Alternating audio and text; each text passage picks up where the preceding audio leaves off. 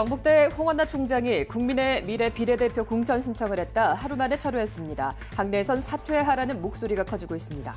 하룻밤새 대구에서 경찰관 2명이 만취 상태로 운전을 하다 적발됐습니다. 교통과 소속 간부도 있었습니다. 외국인 근로자의 초기 정착을 지원하는 센터가 정부 예산 삭감으로 폐쇄됐다가 2달 만에 다시 문을 열었습니다. 하지만 예전만큼 지원하기 어렵게 됐습니다. 초등학교 1학년을 대상으로 하는 늘봄 학교가 경북에서도 시작됐습니다. 만족도는 높지만 학교 참여율이 낮아 목표로 했던 2학기 전면 시행이 가능할지 의문입니다.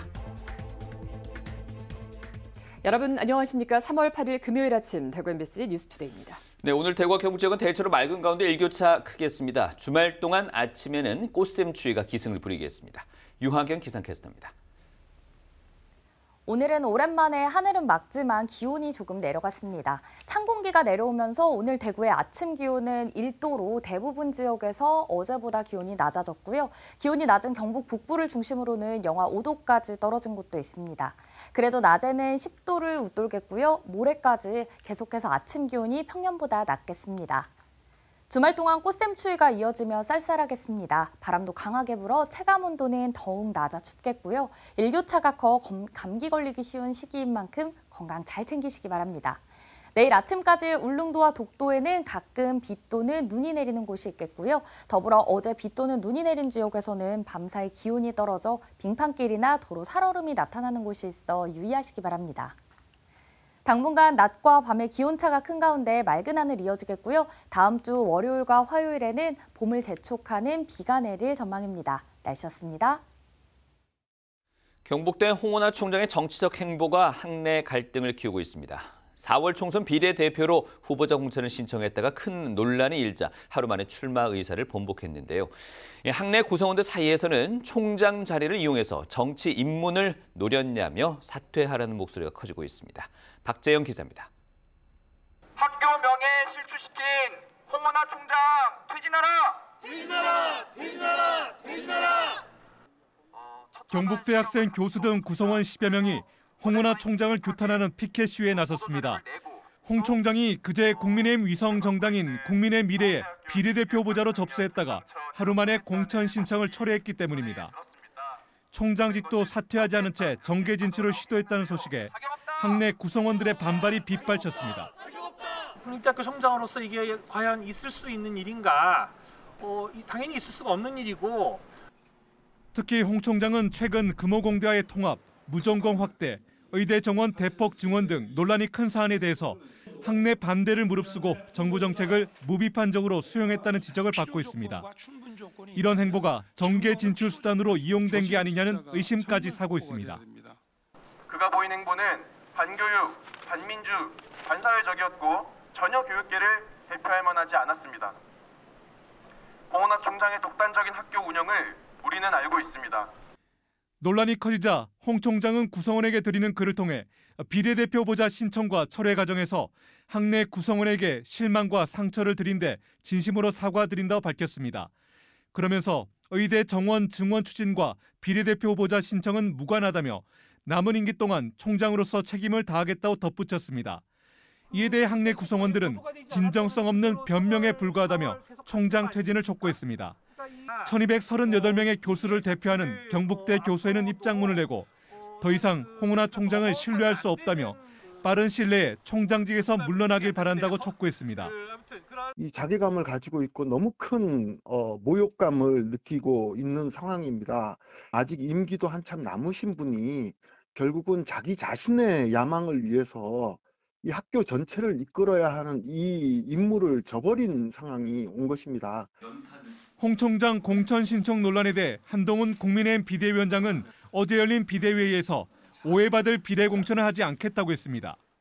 오는 10월까지가 임기인 홍 총장이 구성원의 신뢰를 잃으며 사퇴 요구를 받는 가운데 학내 갈등이 커질 것으로 보입니다. MBC 뉴스 박재영입니다.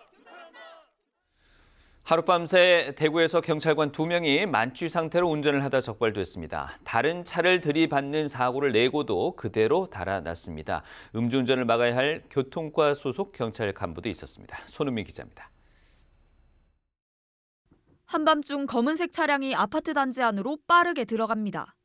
10분 전 왕복 8차로 도로에서 옆에서 달리던 차를 들이받고 달아나는 길입니다. 운전자는 대구 남부경찰서 소속 40대 교통과 팀장입니다. 술에 취한 상태였습니다. 2.5km가량 차를 몰아 자기 집으로 왔는데 사고를 목격한 시민이 뒤를 쫓았고 아파트 지하 주차장에서 결국 잡혔습니다. 등록 안 된 차량이 들어와가지고 그 차 주위를 살피고 전화를 하더라고요. 못 하는데 근데 그 이후에 경찰이 왔어요.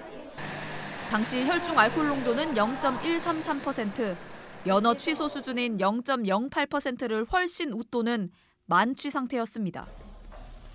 음주운전을 단속해야 할 이 교통과 팀장은 4년 전에도 음주운전이 적발돼 정직 3개월의 징계를 받은 걸로 확인됐습니다. 어제 새벽 2시 50분쯤 대구의 한 번화가 이면도로 SUV 차량이 멈춰선 화물차를 들이받습니다. 화물차에서 내리던 운전자가 황급히 몸을 피합니다. 튕겨나간 화물차는 주차돼 있던 승용차를 다시 추돌했고 화물차 운전자도 다쳤습니다. 사고를 낸 운전자는 수성경찰서 소속 30대 형사로 혈중 알코올 농도는 0.112%, 역시 면허 취소 수준을 넘었습니다. 그러니까 뭐 쾅 소리가 나더라고. 그 쾅 소리만 들었어요. 그럼 뭐 떨어졌나 싶어갖고 놀래가지고.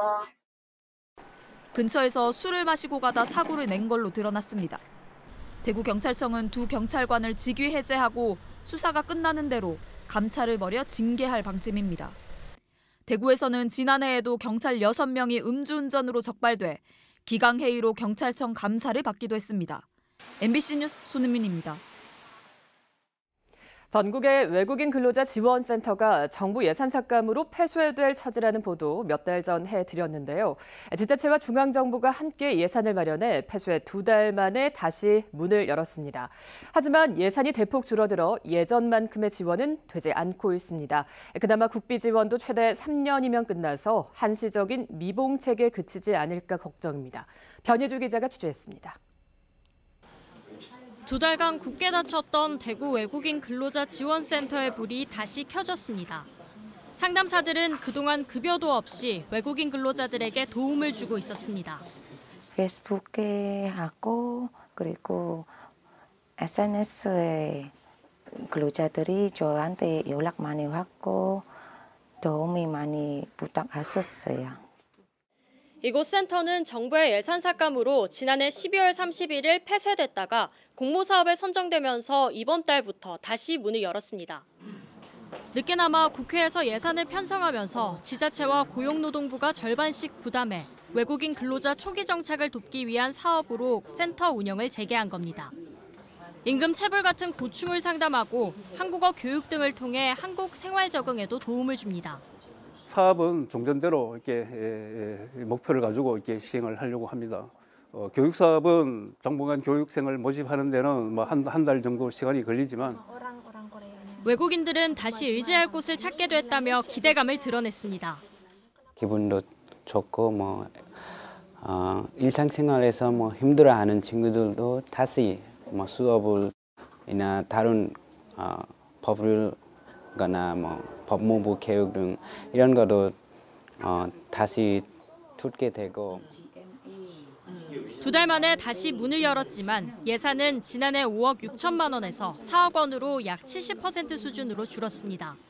이마저도 고용노동부가 지원하는 국비 2억 원은 길어야 3년입니다. 이미 운영 인력이 12명에서 6명으로 반토막 났습니다. 고용 허가제로 비전문 취업 비자를 발급받아 입국한 외국인 근로자는 대구에만 지난해 6,798명으로 2022년 대비 22.9% 늘었습니다.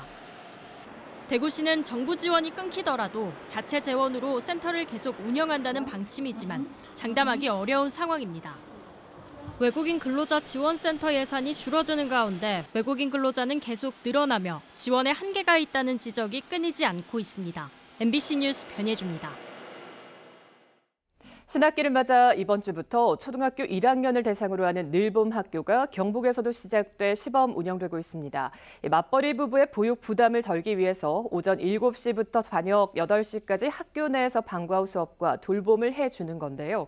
참여 학생과 학부모들의 만족도는 높은 편이지만 도내 학교 참여율이 30%에 그치면서 2학기 전면 시행이 가능할지는 의문입니다. 이도훈 기자입니다. 앳된 얼굴의 아이들이 옹기종기 모여 색칠 공부를 합니다. 자, 무슨 색 하고 싶어요?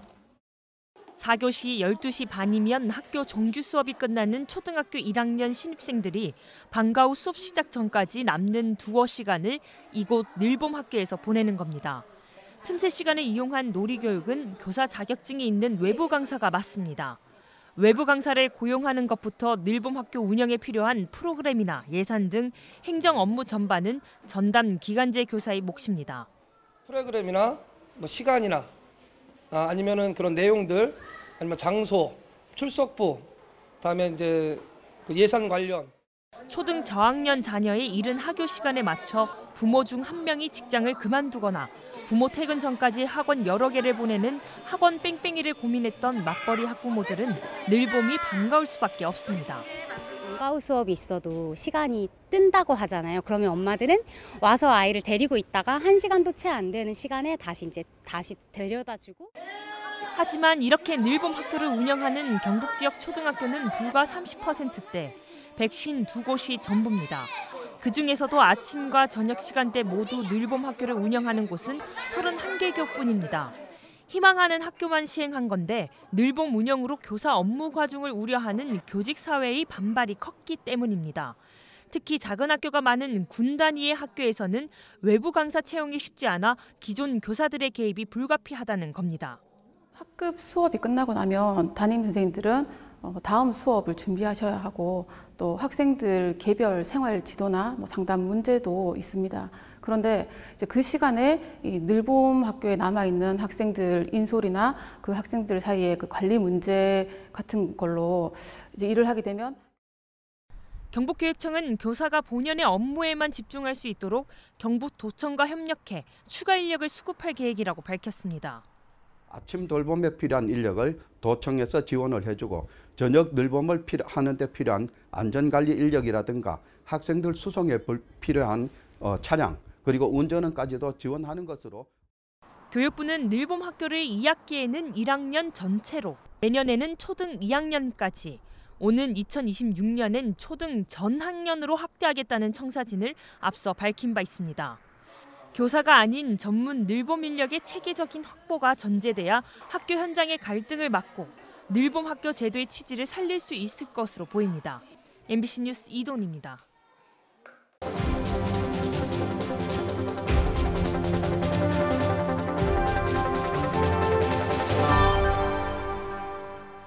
집값이 크게 오르고 대출도 쉽지 않은 요즘 같은 상황에서는 취약계층인 청년들의 주거 부담이 더 커집니다. 청년들을 위한 공공임대주택이 공급되고는 있지만 수요에 비해서 턱없이 부족한 실정인데요. 울산시가 민간 건설업체와 손을 잡고 공공임대주택을 만드는 새로운 방안을 제시했습니다. 울산 MBC 유희정 기자가 보도합니다. 울산시가 중구 성안동에 지은 36세대짜리 청년 희망주택입니다. 가구당 전용 면적 19제곱미터로 일반적인 원룸과 비슷한 규모인데 보증금 2,500만 원에 한 달 임대료는 14만 원 수준이고 보증금을 더 내면 임대료는 9만 8천 원까지 떨어집니다. 계약 기간이 2년 보장되고 갱신도 가능해 최대 6년까지 살 수 있다 보니 청약 경쟁률이 2.57대 1에 달했을 정도입니다. 울산시는 비어있는 시유지를 활용해 이렇게 청년을 위한 공공임대주택을 짓고 있습니다. 현재까지 부지 8곳을 마련했고 오는 2026년까지 223세대를 공급할 예정인데 이 정도 공급량은 수요에 크게 못 미친다는 게 울산시의 판단입니다. 최근 집값이 크게 오르면서 청년들의 주거 부담이 너무 커졌기 때문입니다.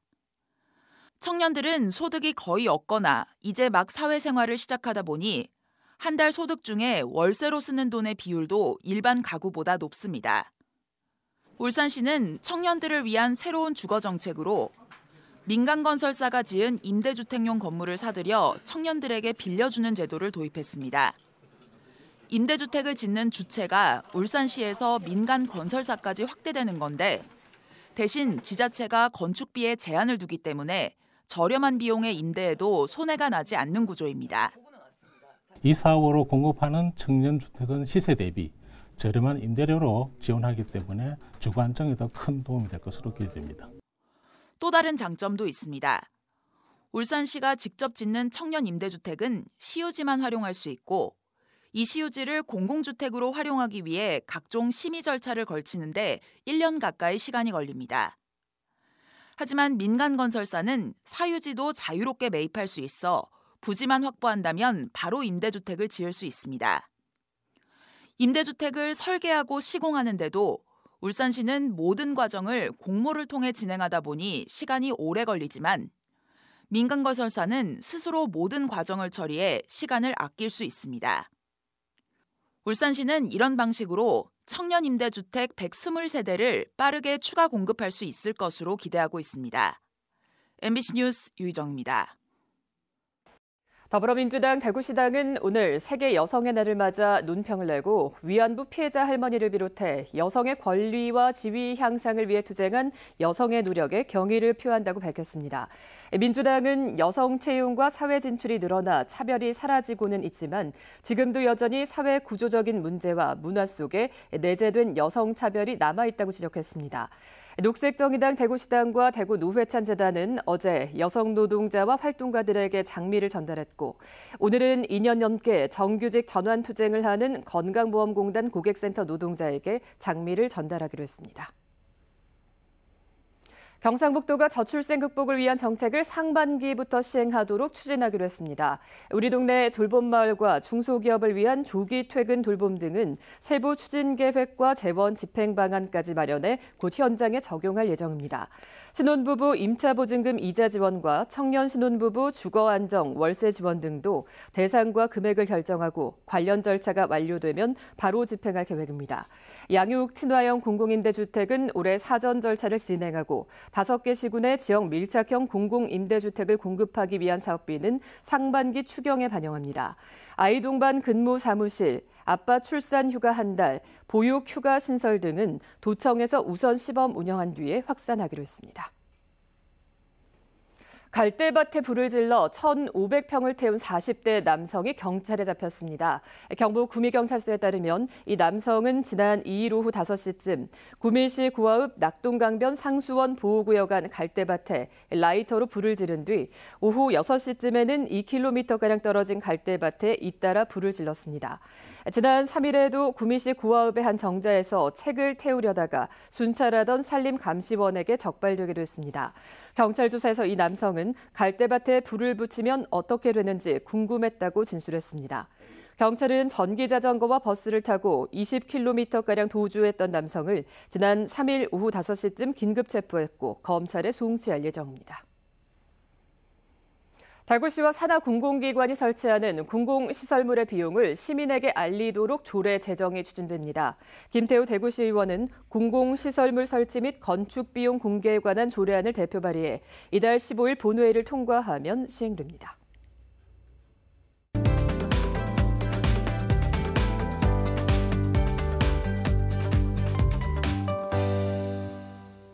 오늘 오랜만에 하늘은 맑지만 기온이 조금 낮아졌습니다. 찬 공기가 내려오면서 오늘 대구의 아침 기온은 1도로 대부분 지역에서 어제보다 내려갔고요. 기온이 낮은 경북 북부를 중심으로는 영하 5도까지 떨어진 곳도 있습니다. 그래도 낮에는 10도를 웃돌겠고요. 모레까지는 계속해서 평년보다 아침 기온이 낮겠습니다. 주말 동안 꽃샘추위가 이어지며 쌀쌀하겠습니다. 바람도 강하게 불어 체감 온도는 더욱 낮아 춥겠고요. 일교차가 커 감기 걸리기 쉬운 시기인 만큼 건강 잘 챙기시기 바랍니다. 내일 아침까지 울릉도와 독도에는 가끔 비 또는 눈이 내리는 곳이 있겠습니다. 더불어 어제 비 또는 눈이 내린 지역에서 밤사이 기온이 떨어져 빙판길이나 도로 살얼음이 나타나는 곳이 있어 유의하시기 바랍니다. 위성 영상입니다. 오늘 전국적으로 중국 북부지방에서 이동하는 고기압의 영향을 받겠습니다. 자세한 지역별 날씨 보시면 오늘 우리 지역 대체로 맑은 가운데 미세먼지는 좋음에서 보통 수준 예상됩니다. 바다의 물결은 0.5m에서 최고 2m로 잔잔하게 일겠고요. 먼바다를 중심으로는 풍랑주의보가 발효 중입니다. 오늘 아침 대구의 기온 1도, 고령은 영하 3도로 출발합니다. 낮에는 대구와 고령 모두 10도로 일교차가 크겠습니다. 안동의 현재 기온 영하 1도, 봉화는 영하 2도로 경북 북부를 중심으로는 오늘 아침 어제보다 쌀쌀한데요. 낮 기온은 안동 8도, 봉화는 6도 예상됩니다. 울릉도와 독도에는 강풍주의보가 발효 중이고요. 포항의 아침 기온은 1도로 출발해 낮에는 10도 전망됩니다. 당분간 낮과 밤의 기온차가 큰 가운데 맑은 하늘 이어지겠고요. 다음 주 월요일과 화요일에는 또 한번 봄을 재촉하는 비가 내릴 전망입니다. 날씨였습니다.